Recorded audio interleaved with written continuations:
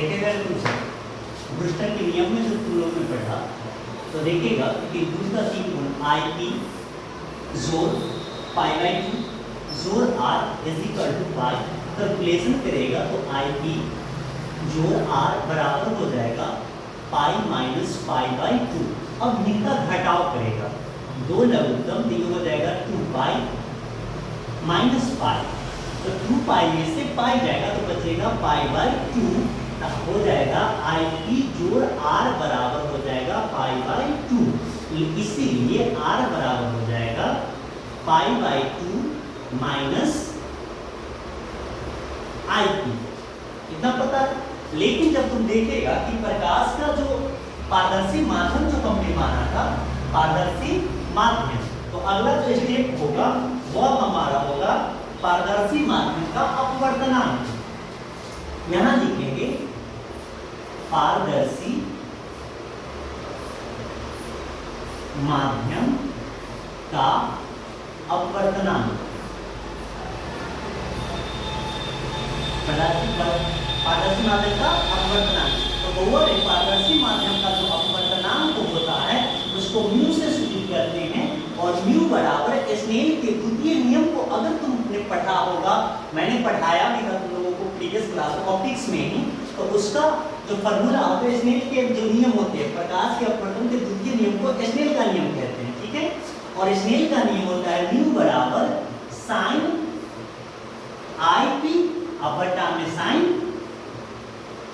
Are. इतना तो पता हो गया स्नेल के नियम से। अब कुछ नहीं करना है, तो म्यू बराबर हो जाएगा साइन आई पी, और देखो यहाँ पे क्या है साइन आर, और आर का वैल्यू हमको आया कितना है, तो आया है पाई बाई 2 माइनस आई पी। बात समझ में आ गई है। अगली स्टेप को देखेंगे बाबू, तो साइन आई पी, और देखो साइन 90 माइनस थीटा, कहने का तात्पर्य होगा जब तुम लोग ट्रिग्नोमेट्री पढ़ा होगा 10वां में, तो वहां होता था एक फॉर्मूला होता था चेंज फॉर्मूला ट्रिग्नोमेट्री में कि साइन 90 माइनस थीटा बराबर cos थीटा, तो यहां होगा साइन 90 माइनस थीटा बराबर cos theta. cos theta, theta बोले तो ये आईपी है यहाँ पे, तो sine pi by 2 minus IP बराबर cos आईपी। अब बताओ कि साइन थीटा बटा cos थीटा बराबर कौन थीटा, tan थीटा, तो tan आईपी। इसीलिए इधर लिखो, हाँ यहाँ लिखो, इसीलिए म्यू बराबर tan आईपी, ये आपका फॉर्मूला प्रूव हो गया। और यही चीज कहा गया था ब्रूस्टर के नियम में। ब्रूस्टर के नियम जो कहा था कि आपतन कोण जो होगा इसके लिए परावर्तित कोण जो होगा वह बिल्कुल बराबर होगा। और आप जो यह ध्रुवित प्रकाश को जो देखा,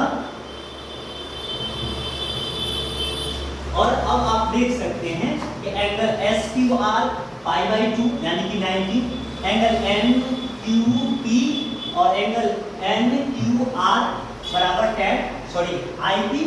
फिर उसके बाद त्रिभुज के तीनों भुजा 1 2 तीनों को ऐड करेंगे तो आई पी जोड़ पाई बाई 2 जोड़ आर बराबर इतना, उसके बाद ये कैलकुलेशन, ठीक है।